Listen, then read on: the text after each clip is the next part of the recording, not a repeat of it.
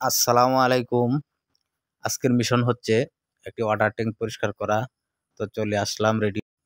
একটা পানির ট্যাঙ্কির ভিতরে এত ময়লা হইতে পারে আগে কখনো দেখি নাই।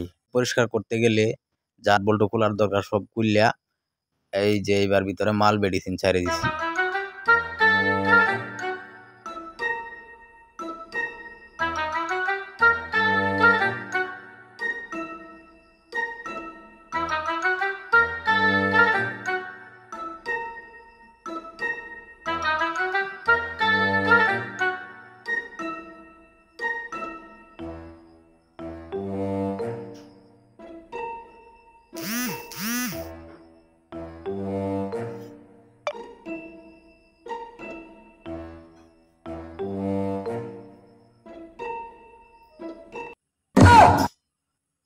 আর একটু পানি ঢেলে দিলে অল ক্লিয়ার হয়ে যাবে।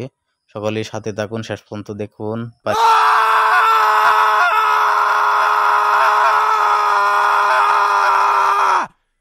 দেখেন কি পরিমাণ ময়লা বের হচ্ছে ট্যাঙ্কির ভিতর থেকে।